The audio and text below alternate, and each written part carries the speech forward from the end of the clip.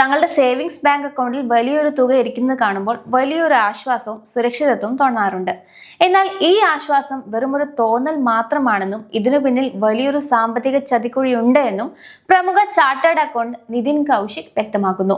Banking സംവിധാനം യഥാർത്ഥത്തിൽ എങ്ങനെയാണ് പ്രവർത്തിക്കുന്നത് എന്നും നമ്മുടെ സമ്പാദ്യം എങ്ങനെയാണ് ചോർന്നു പോകുന്നതെന്നും വിശദീകരിക്കുന്നു.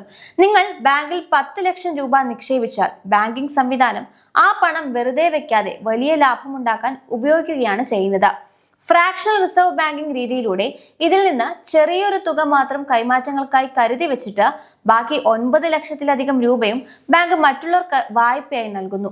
നിങ്ങളുടെ ഈ പണം ഉപയോഗിച്ച് 8 മുതൽ 9% വരെ പലിശയ്ക്ക് ഭവന വായ്പകളും 9 മുതൽ 11% വരെ പലിശയ്ക്ക് വാഹന വായ്പകളും 10% മുതൽ 12% വരെ പലിശയ്ക്ക് ബിസിനസ് വായ്പകളും ബാങ്കുകൾ വിതരണം ചെയ്യുന്നു. ഇതിനെല്ലാം ഉപരിയായി വർഷത്തിൽ 30% മുതൽ 42% വരെ അതീവ ഉയർന്ന പലിശ ഈടാക്കുന്ന ക്രെഡിറ്റ് കാർഡ് ലോണുകളായും ഈ തുക മാറാറുണ്ട്. ചുരുക്കത്തിൽ നിങ്ങൾ നിക്ഷേപിച്ച അതേ 10 ലക്ഷം രൂപ ബാങ്കിംഗ് സിസ്റ്റത്തിലൂടെ പല മടങ്ങ് വായ്പകളായി പുനരുൽപ്പാദിപ്പിക്കപ്പെടുകയും അതിലൂടെ ബാങ്കുകൾ വൻതോതിൽ ലാഭം കൊയ്യുകയും ചെയ്യുന്നു.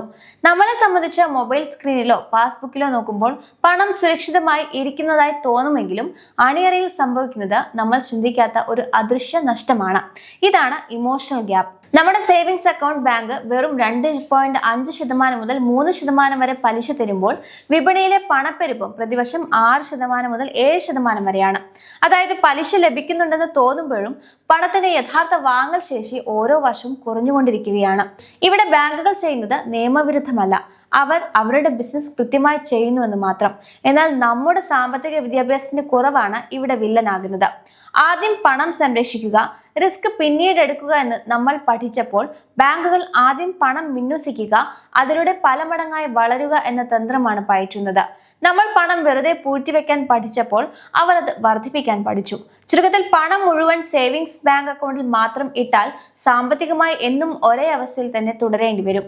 അതുകൊണ്ട് ബാങ്കുകളെ കുറ്റപ്പെടുത്തുന്നതിന് പകരം സാമ്പത്തിക വിദ്യാഭ്യാസം നേടുകയും പണം വെറുതെ സൂക്ഷിക്കാതെ ബുദ്ധിപൂർവ്വം വളർത്തുകയും ചെയ്യുകയാണ് മികച്ച സാമ്പത്തിക ഭാവിക്കായി നമ്മൾ ചെയ്യേണ്ടത്.